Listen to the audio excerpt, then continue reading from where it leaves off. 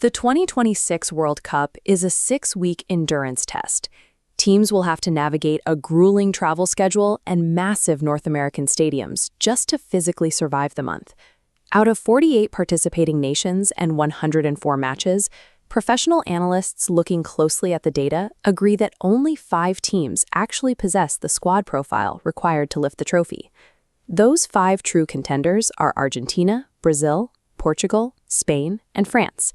This chart shows statistical win probability for the entire field of 48 teams.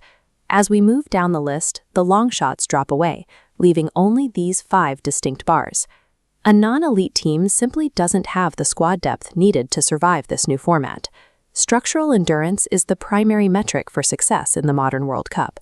The format is designed to reward the most resilient squads over 6 weeks of play.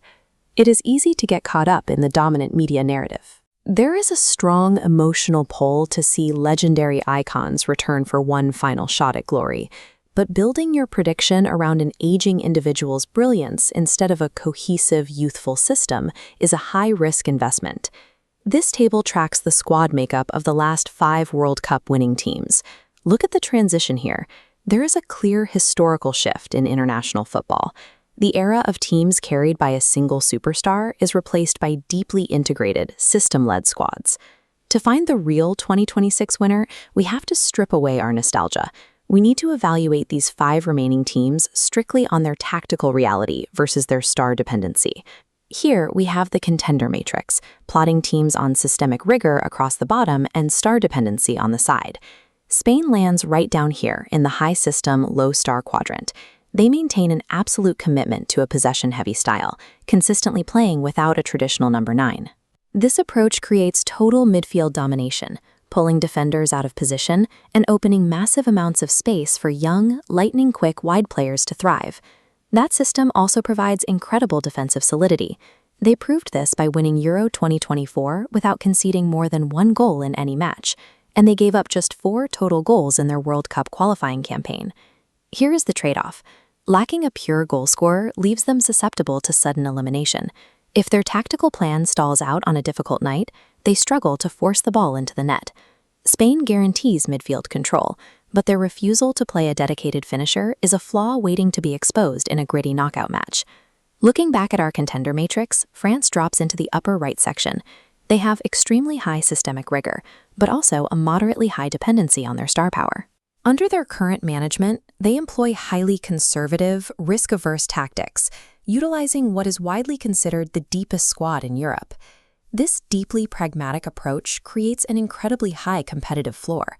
They can easily absorb injuries across the pitch without the entire squad collapsing. But the cost of stability is suppressing natural attacking flair.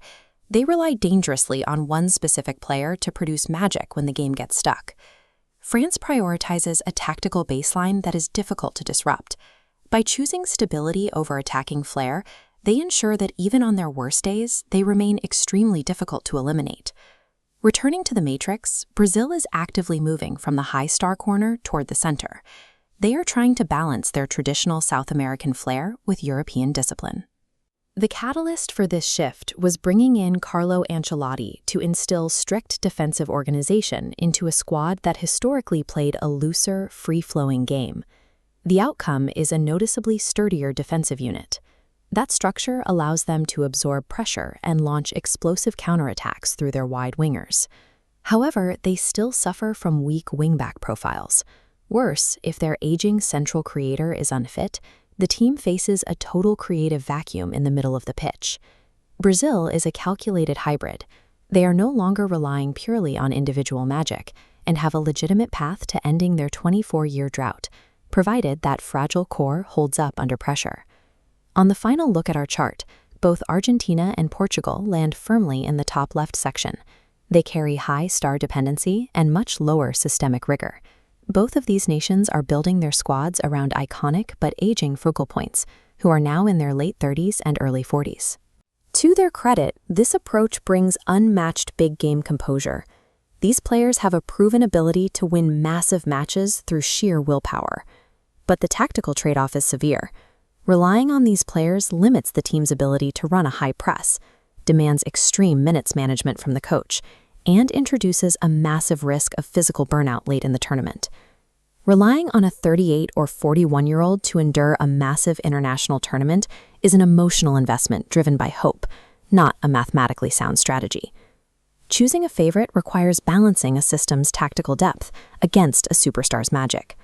This scorecard aligns trade-offs with risk. For the forecasters seeking low risk, the choice is France. Tactical purists should look at Spain. Fans seeking emotional narratives can choose Brazil or Argentina. Ultimately, the smartest predictions ignore nostalgia. The choice comes down to a cold calculation between a system's reliable floor and a superstar's fading ceiling.